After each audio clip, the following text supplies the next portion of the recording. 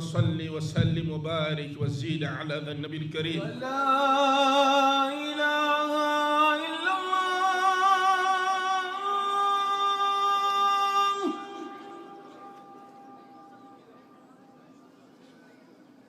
أشهد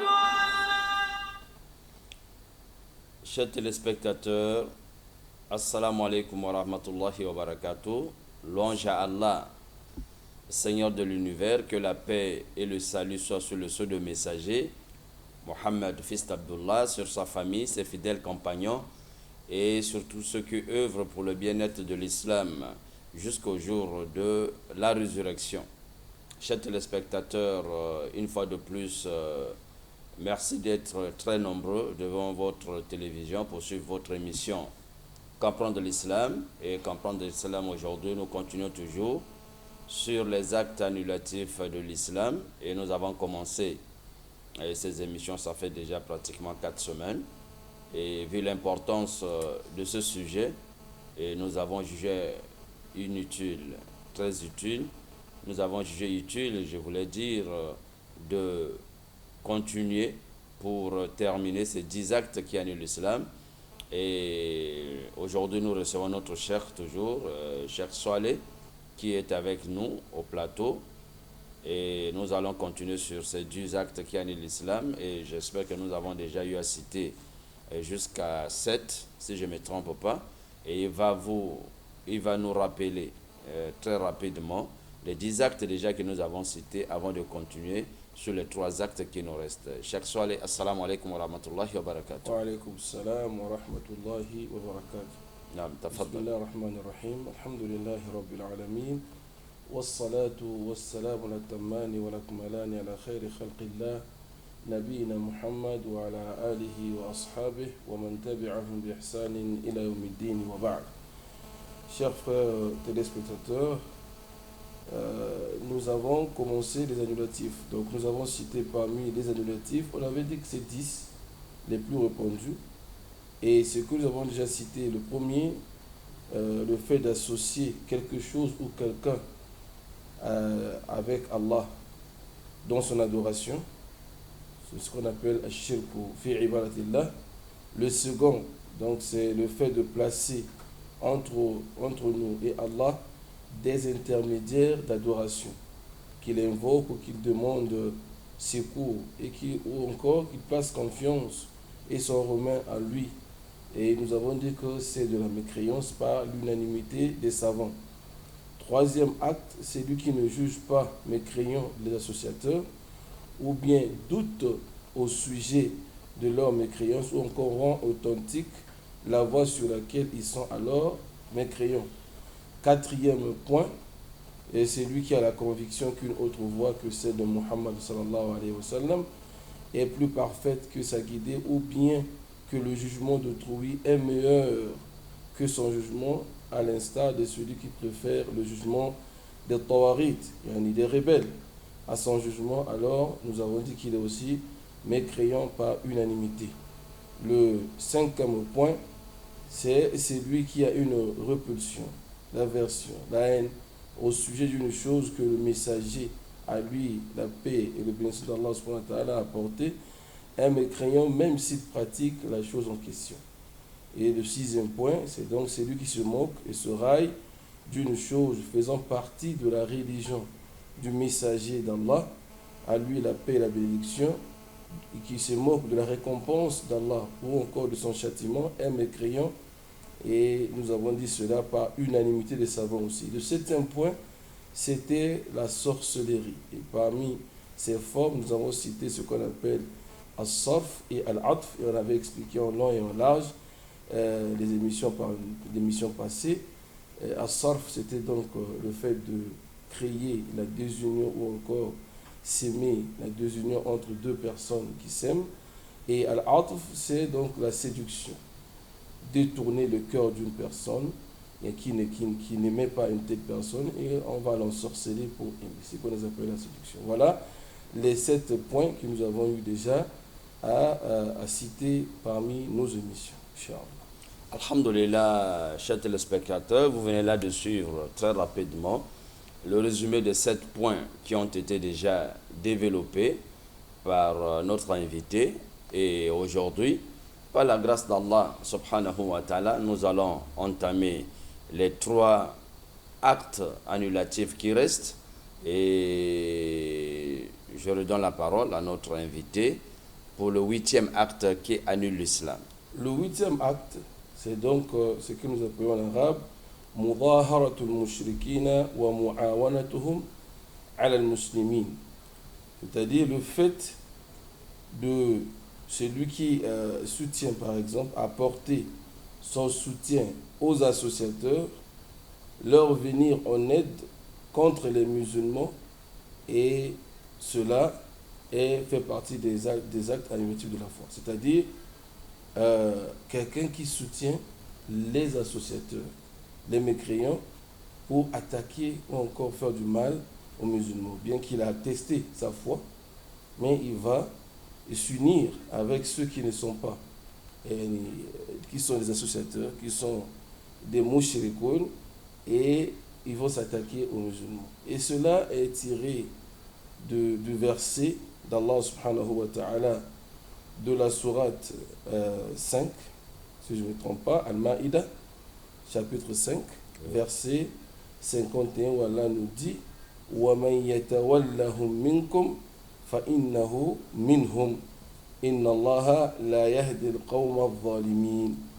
Allah dit dans ce verset, il nous dit quant à celui qui les prend pour alliés, c'est-à-dire les associateurs, il les prend pour alliés parmi vous, parmi les musulmans. Un musulman qui prend les associateurs parmi ses alliés, alors Allah dit il est des leurs, c'est-à-dire il devait mécréants comme eux, car Allah ne guide pas les gens injustes.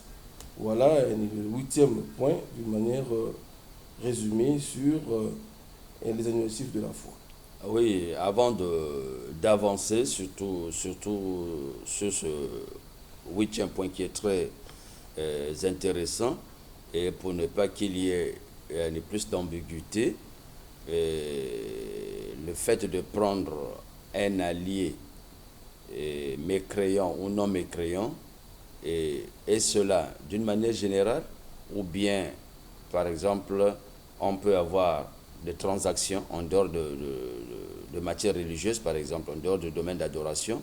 Est-ce que on peut par exemple avoir des relations dans les transactions et dans d'autres activités en dehors par exemple de la religion, ou bien quel est le sens profond du fait de prendre un allié mécréant ou bien non-croyant par rapport à cela, pour essayer un peu d'enlever l'ambiguïté à nos téléspectateurs qui nous suivent. Ici, nous parlons du soutien apporté dans le sens de combattre les musulmans. Mais le fait de s'allier, d'avoir un allié qui n'est pas musulman, en tout cas dans l'islam, il n'y a pas de problème. Vous savez, le prophète Mohammed sallallahu alayhi wa sallam est mort alors qu'il y avait son armure chez un juif ou un chrétien. C'est un juif. Donc le prophète avait les relations avec toutes ces communautés. Dans les transactions, dans l'amitié, dans la cohabitation sociale, dans la vie sociale, les musulmans cohabitent avec tout le monde. Mais le fait qu'un musulman va se rallier aux associateurs pour combattre un autre musulman, c'est là le point qu'il s'agit ici des annulatifs de l'islam. Ok, donc pour essayer de faire passer le message auprès de nos téléspectateurs, nous disons en langue vernaculaire était 8e point où ils allaient comme on a misala où ils allaient kobebisa islam, ils allaient était kosangana na banguna ya islam na ba oyo bazali ya kopengwa oyo bazali na lingomba te pona ko combattre lingomba ya nzambe, c'est-à-dire kosangana pona ko combattre lingomba ya nzambe yo wana ezali parmi ba misala oyo ezali koboma islam na biso to ko bimisa biso na kati ya lingomba ya islam po ete ndenge euti kotangama na kati ya liloba isantu na verset oyo na chapitre 5 ya Coran, na liloba ya nzambe alobi moto oyo ako sangana na bango epe akomi lokola bango pe touti kolanda wa biso ndeko Sheikh ndenge ayuti kotatola penza na mozindo mpona koloba ete wana ezali komona na makambo ezali komona lingomba na adoration, mais en dehors ya makambo ete kosangana na banguna mpona kokombatre lingomba ya nzambe en dehors ya wana epekisami te na kozala na nini na elaka to ba relation yani entre biso peu importe yani mangomba na biso to religion na biso soki kosangana mpona makambo emoni ba makambo mosusu ya mokili mabe na kati ezali te ndenge kopesa ndakisa ete ntoma Muhammad sallallahu alaihi wasallam azalaki na relation na bayebanso bazalaki zingazinga na bango na oyo ezali komona religion te mais awa tozali koloba na kosangana mpona kobundisa lingomba ya Nzambe. Donc voilà un peu yani, de manière un peu succincte ce 8e acte annulatif. Et après ce 8e acte annulatif, donc nous allons au 9e acte, notre cher. Donc le 9e acte annulatif, c'est ce que nous disons en arabe. من اعتقد أن بعض الناس لا يجب عليه اتباعه صلى الله عليه وسلم وأنه يسعه الخروج من شريعته كما وسع الخضر الخروج من شريعة موسى عليه السلام فهو كافر. Donc le 9e point, c'est le fait que quelqu'un ait la conviction qu'il soit possible parmi certaines personnes de la communauté, il est possible de se soustraire à la législation de Muhammad sallallahu alayhi wa sallam. Quelqu'un qui pense, qui croit, qui a la conviction qu'il y a d'autres personnes dans cette communauté qui peuvent se soustraire de la législation de Muhammad sallallahu alayhi wa sallam. Sans pourtant le suivre, ils peuvent eux-mêmes pratiquer des choses que Muhammad n'a pas enseignées.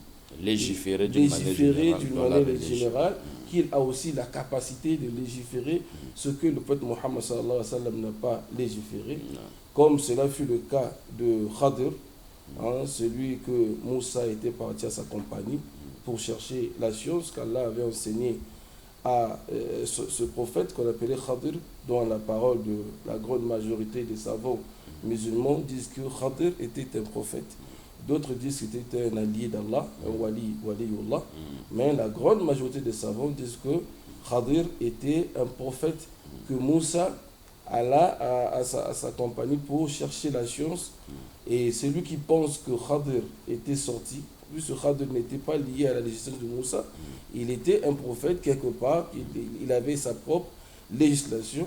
Alors d'autres musulmans s'appuient à cette histoire pour dire que voilà, Moussa était le prophète de l'époque, le messager de l'époque, alors que Khadir était aussi un de ceux qui habitaient cette époque-là et ils ne suivaient pas Moussa.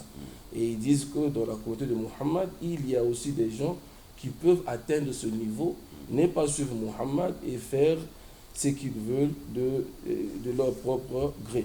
Alors cela, si quelqu'un croit à cela, alors c'est un mécréant. Ça c'est parmi les points essentiels, c'est très capital de comprendre ce 9e point. Ah oui, ce 9e point, il est très important, chers téléspectateurs, parce que aujourd'hui dans la communauté, surtout dans les sectes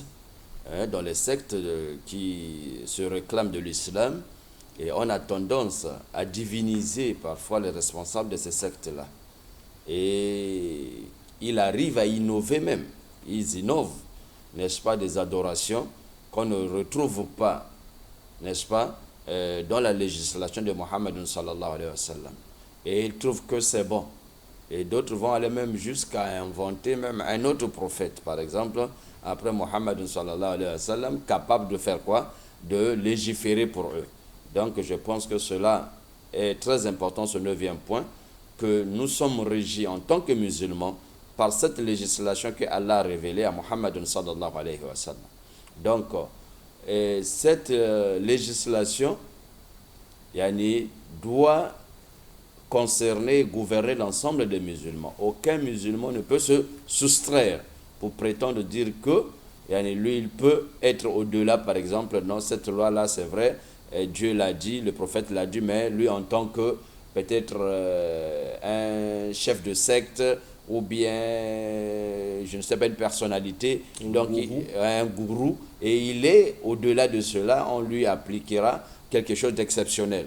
Donc ça devait attirer notre attention, et surtout dans la communauté musulmane, dans la communauté du soufisme surtout, où le culte de personnalité est très considéré comme un acte d'adoration. où des personnalités sont divinisées, élevées à un niveau au-delà même du niveau du prophète Mohammed sallallahu alayhi wa sallam. Donc ça devait attirer l'attention. Bande kotolobi point na biso ya libwa to oyo parmi misala oyo ezali kobimisa na kati ya Islam. Toju kolanda ezali ete soki ezali na kati ya lingomba ya Islam ete bandeko oyo misusu bazali kokanisa ete esengeli na bato misusu oyo bazali concerné te na législation ya Muhammad sallallahu alayhi wa sallam. Bakanisi ke bango bakoki ko vivre na bango na ndenge na bango, bakoki ko jua balua na bango na ndenge na bango, bakoki ko bondela nzambe na bango na ndenge na bango, ko tika kanzela ya ntoma Muhammad sallallahu alayhi wa sallam. Soki bato bakanisi lolenge wana, alors wana ezali parmi misala ezali ko boma Islam na biso. Po ete musulman yani azali na législation kaka moko, il est soumis na législation nzambe a révélé na toma Muhammad sallallahu alayhi wa sallam, yangonde esengeli na bango balandela yango ete loi wana ezali moko lokola ye moko Muhammad sallallahu alayhi wa sallam a dérobé, donc ezali na moto mususu akoki ko dérobé. Donc tozali biso nyonso tu yani ko konzama na ba loi wana pe na lingomba wana oyo Muhammad sallallahu alayhi wa sallam amemeli biso. Donc wana bandi mboka esengeli na biso to beta sete makasi na likolo po ete biloko kana ezali kosala malelo mingi na kati ya Islam. Okoyoka o aza chef religieux, o azali guru, o azali boye, mais azali au-delà akosala ba misala o esengeli te. Ye azali akosala ba ko piétiner, ako marcher na ba loi, mais balbate ye sala loko te parce que azali to songolo to azali pakanzo kana na kati ya lingomba Islam ezali lolenge wana te biso banso to zali ka lolenge moko na liboso ya loi ya Nzambe et te bokese ni kati na biso zalinde na bobangi ezali kati ya mitema na biso. Donc, cher, comme nous venons de le dire, c'est un point très important, ce 9e point. Peut-être dans les prochaines émissions, on aura le temps de les développer de manière plus large.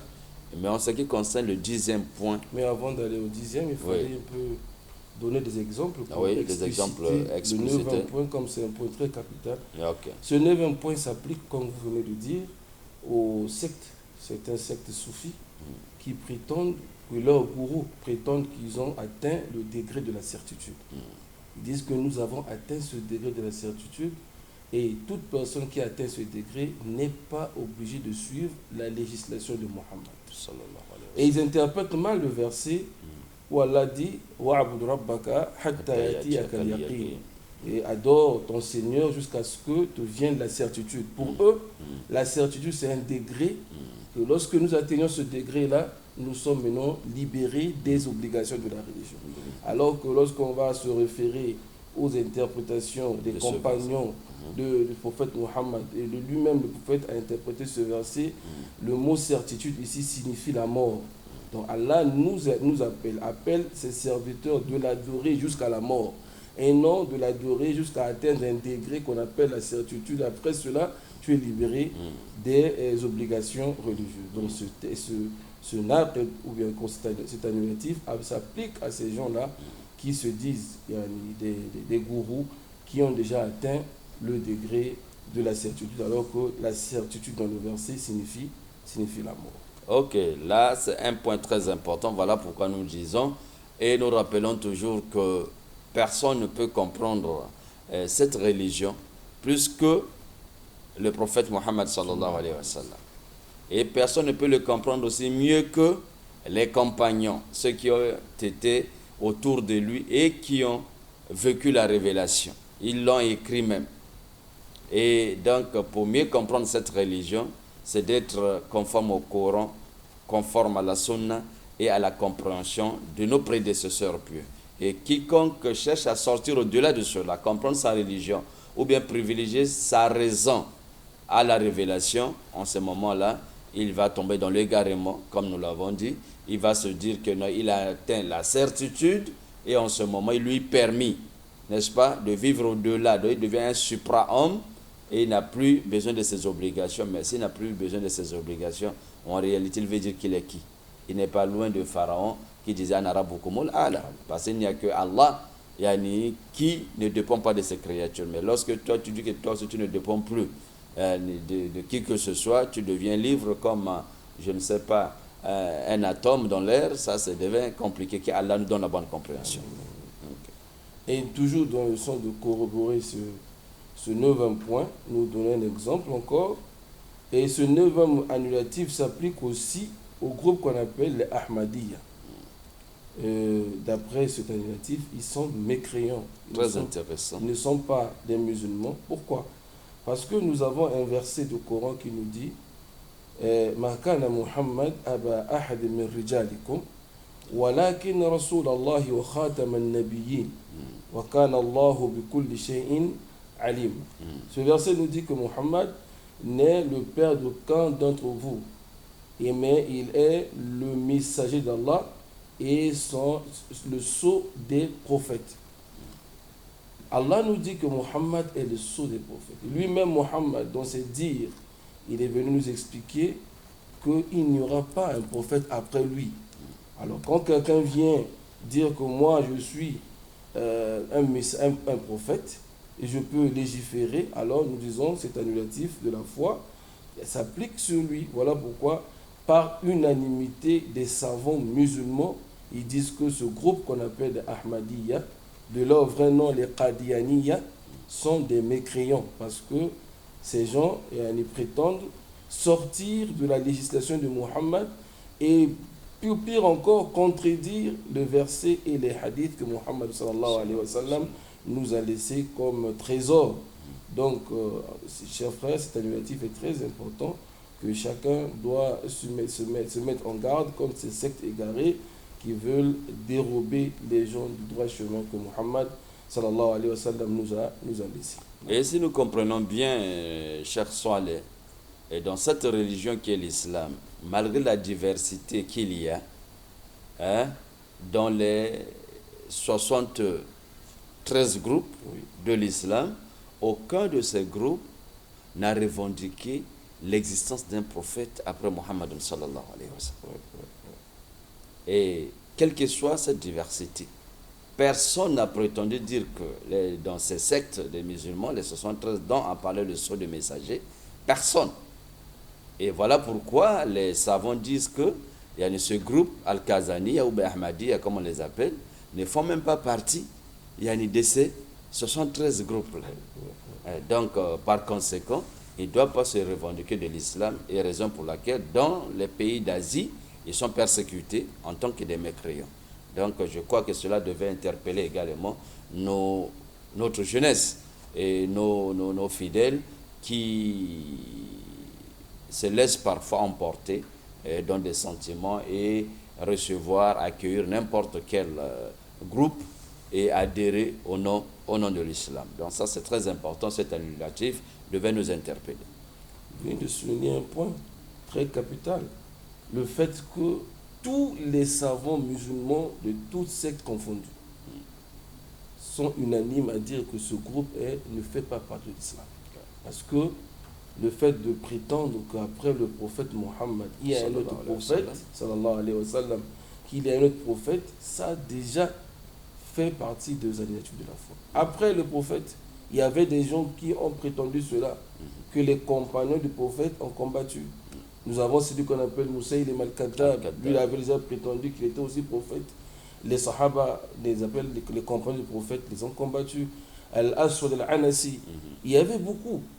Et jusqu'à arriver à ce secte qu'on appelle les Ahmadiyya. En tout cas, nous mettons en garde contre ce secte. Et tout musulman ne doit pas être dupé du fait qu'il s'affilie à l'islam. Il faut le dire communauté musulmane Ahmadiyya. Ça, c'est une attribution qui se sont attribuées eux-mêmes. Sinon, ils n'ont rien de la foi musulmane. Parce qu'un musulman doit suivre le prophète Muhammadun sallallahu alayhi wa sallam, alors que le prophète nous dit qu'après lui, la nabiyya ba'di, il n'y a pas un prophète après moi. Non. Ok, bandeko balinga neto kolanda na mutuya 9e point oyo toujours na ba exemple ezali kopesa manabiso ete sengeli na biso tomikebisa ete parce que tango oyo nzambe azali koleba na biso na kati ya ekomeli esanto na kati ya Quran ete Muhammadun sallallahu alayhi wa sallam azali suka ya bantoma simana entoma mosusu azali te pena liloba na ye moko Muhammadun sallallahu alayhi wa sallam ba hadith bele azali koyebisa biso yango mais kasi tango moto ko akobima moto moko akobima ko yakoloba ete ye azali prophète na kati ya lingomba ya Islam bitolobi biloko na ezalaka te yango wana tolobi wuta malgré bokeseni oyo ezali na kati ya Islam na kati ya ba groupe oyo to prophète sallallahu alayhi wa sallam alobaki ete ba buruki kokabwana na kati ya lingomba ya Islam yani tuku sambo na misato ete ezali ata na lingomba moko na kati na yango te oyo ezali ko revendiquer ete prophète mosusu azali donc elingi koloba ba oyo bazali koloba lelo ke bazali na oyo bango prophète bazali d'abord na kati ya groupe wana te banganga ya Islam elongo basangani ba tendance nyonso tous malgré bokeseni na bango balobi ete lingomba wana o bazali ko benga Ahmadiyya to Kazania ndenge yebani bango wana bazali na kati ya lingomba ya l'Islam te parce que déjà bango bazali ko contredire maloba ya prophète maloba ya nzambe ete bazali na oyo bango prophète Ahmad Ghulam elingi koloba ke donc ba contredire yani lingomba ya Islam ete par rapport na yango ba savant bazali koloba bango bazali na kati ya lingomba ya Islam te ata même ba mibengisi bango moko ba musulman mais bazali na kati ya lingomba ya Islam te tala na mokuse maloba oyo touti kozwa na wabiso ndeko swale. Sur ce secte, il y a beaucoup à dire. Il y a beaucoup à dire, mais comme nous sommes derrière le temps, je pense que notre cher Youssouf Ngolo très souvent passe pour expliciter sur le garement de ce secte. Hein. Pourquoi nous martelons sur ce secte? Parce qu'ils s'affilient à l'islam.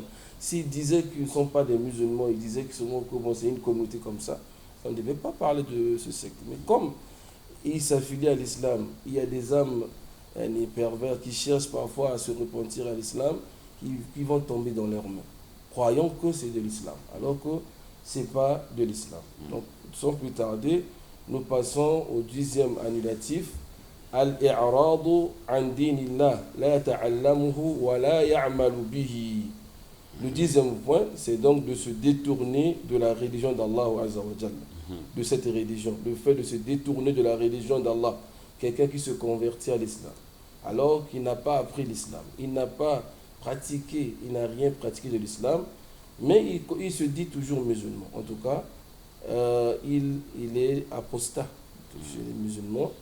Un musulman comme ça est déclaré apostat, il n'est pas un musulman. Et cela est dans la parole d'Allah subhanahu wa ta'ala qui dit, et qui est plus injuste que celui à qui on rappelle les versets de son Seigneur, puis qui s'en détournent.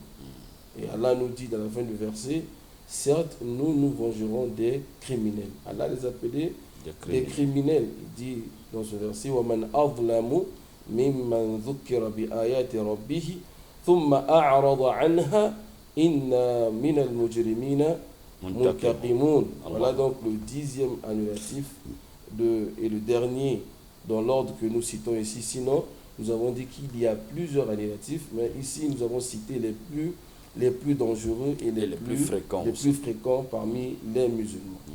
Donc, je voulais que vous reveniez un peu sur ce 10e annulatif. Et quelqu'un qui se prétend de l'islam, il est dans la religion islamique, mais qui refuse d'apprendre sa religion. Hein, c'est bien ça? Il refuse d'apprendre sa religion, il le rejette, il n'a pas d'envie d'apprendre même, et peut-être même il va constituer des obstacles même contre même ceux qui diffusent cette religion, contre ceux qui enseignent cette religion. Je veux que vous essayez un peu d'expliquer cela parce que c'est très intéressant. Il y a beaucoup qui pensent que bon, il suffit seulement de dire la ilaha illallah, Muhammad Rasulullah, on n'a pas besoin d'apprendre sa religion. Et on va aller seulement à la mosquée et prier, sortir et évacuer. Mais donnez un peu plus des explications sur cela pour que le commun et le musulman lambda soient réveillés. Ceux qui dorment, les esprits insouciants également. En tout cas, c'est un point très important. C'est décevant de constater qu'il y a des musulmans parmi nous qui se dit musulman, mais il ne connaît rien de sa religion. Il n'apprend pas l'islam. Il ne pratique rien de l'islam. Il est musulman de nom. Comme il s'est converti, ou bien il est né musulman. Très souvent, c'est des gens qui sont nés, des convertis. Lorsque quelqu'un se reconvertit à l'islam, il cherche à apprendre cette religion. Très souvent, il a l'envie de découvrir la religion, il apprend. Mais ceux qui sont nés, par exemple, en islam, ils s'appelaient Mohammed, ils s'appelaient Saleh, ils s'appelaient... Mais ils ne veulent rien apprendre de l'islam. L'islam, chez lui, c'est le nom seulement. Ça et devient puis comme les une cérémonies, coutume. les fêtes. Rien, il connaît, il est musulman les jours des fêtes. Fête de Tabaski, Tabaski, fête de fête de Ramadan, et Ramadan, même les il est fêtes musulman. non légiférées. Et les fêtes non légiférées, on le voit, il sort, les maoulouds, de tout ça, c'est un musulman. Mais quand il s'agit de pratiquer sa religion, on lui dit que Allah interdit ceci, Allah interdit cela, il ne veut pas écouter. Il dit, vous nous compliquez avec votre Comprenez, religion, là, tout est compliquer interdit, l'islam, finalement, tout est on va vivre interdit. comment? Ça fait partie des annulatifs de la foi. Parce que tu es comme un animal dans la nature, tu ne connais rien de ta religion. Alors chaque chose que tu fais, ta religion t'accuse. Voilà pourquoi nous appelons nos frères à chercher à apprendre cette religion et de mettre en pratique l'islam. Parce qu'il n'y a pas l'islam pour celui qui ne met pas en pratique.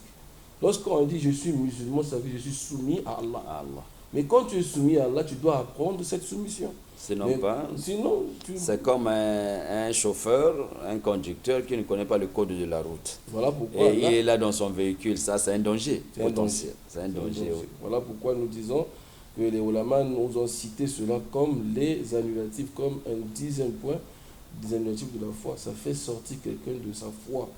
Hein? Un musulman qui ne prie pas, un musulman qui n'accomplit pas la zakat, un musulman qui ne connaît pas le sens de la ilaha illallah, qui ne jeûne pas.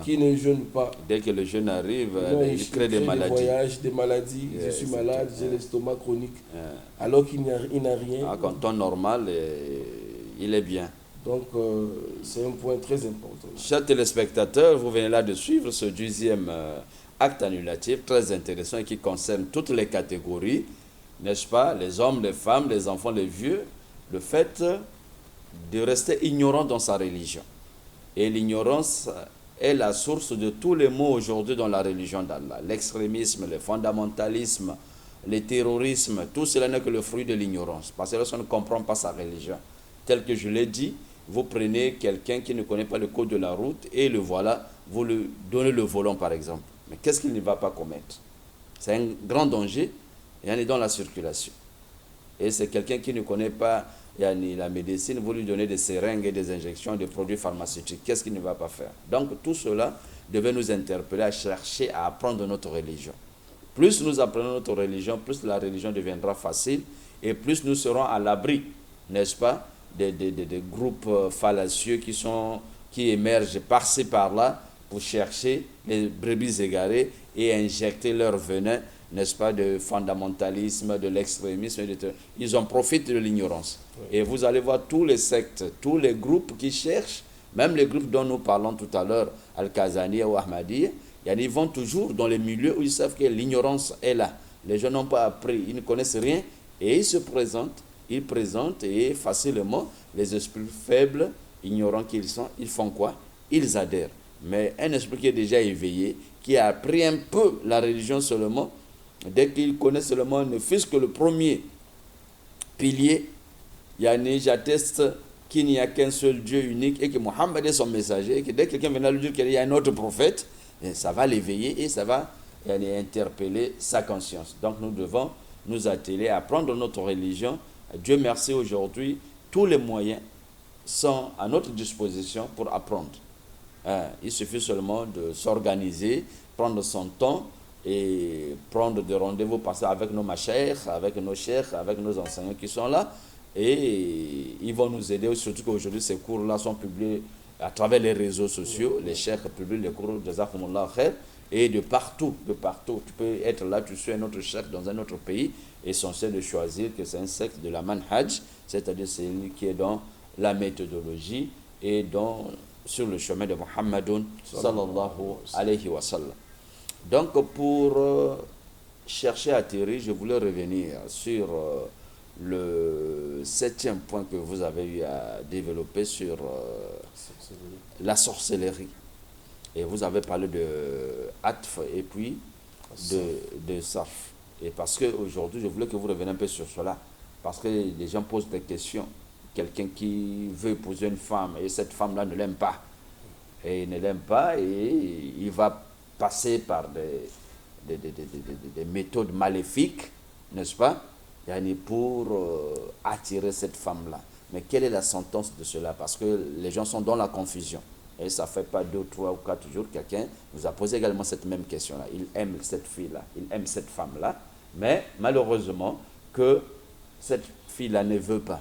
Mais parfois la complicité avec les parents de la fille, avec le futur époux, il s'accorde pour faire des pratiques maléfiques pour que la fille-là devienne l'épouse. Est-ce que ces pratiques-là, ces actes-là ne font pas partie aussi de cette sorcellerie-là?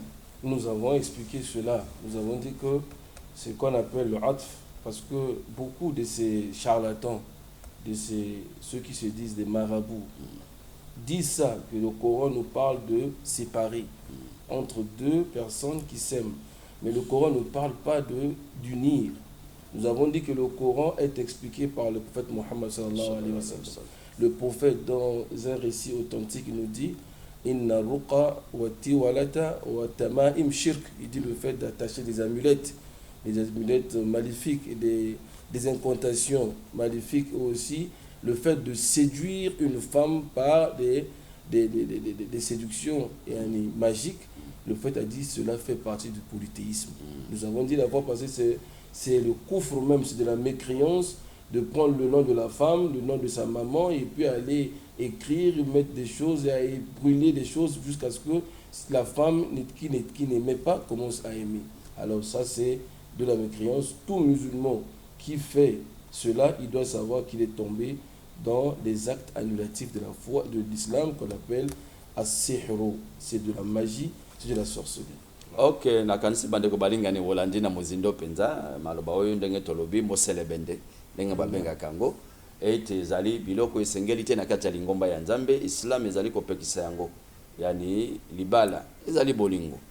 Mwasi alingi mobali alingi bayokani bakiomona baboti bakangi libala, mais kasi koleka na nzela ya moselebende totanga wisi ndenge babengaka wana ezali bamisala oyo Nzambe alingi te, oyo prophète alingi te, eza misala ya Islam te, wana ezali bonganga. Donc il faut komikeba na yango po ete ezali répondu na kati ya société komona moto parfois bakosanga na complicité ya baboti, soit ya mwasi soit ya mobali, pour que mobali alinga mwasi na to mwasi alinga mobali wana epe na sima pe bakomisi na ndako lokola bakangi déjà lokola ntaba akombe konyokola liso pasa ebike mwasi na ko sala eloko moko ta ko agir na volonté na ete tala bande ko balinga ni to komi na chombele suka nisanga. Nous amorçons nous sommes à la descente et à la fin de cette émission, et je crois bien nos téléspectateurs ont été tellement intéressés par ce thème et surtout ces 3 actes annulatifs, et nous demandons à Allah subhanahu wa ta'ala de faire que ce message-là a atteint les cœurs, et même les insouciants qui étaient là, je crois bien, seront réveillés de leur insouciance.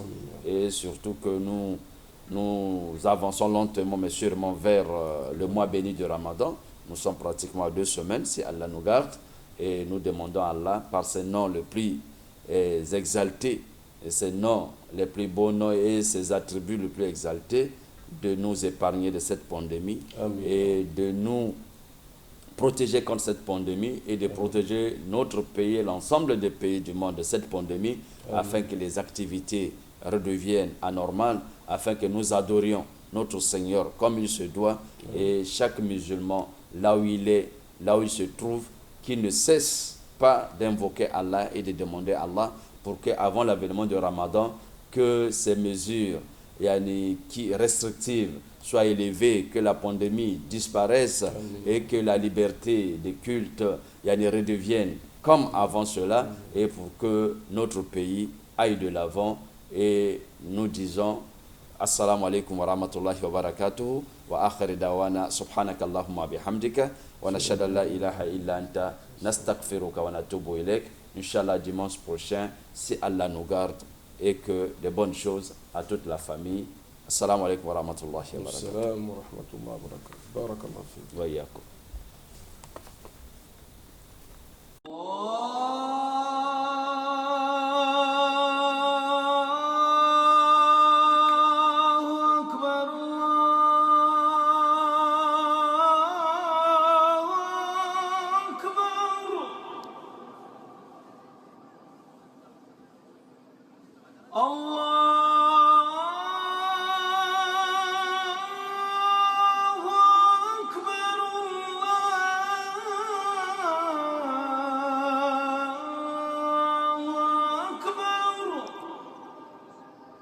اللهم صل وسلم وبارك وزيد على ذا النبي الكريم. لا إله إلا الله.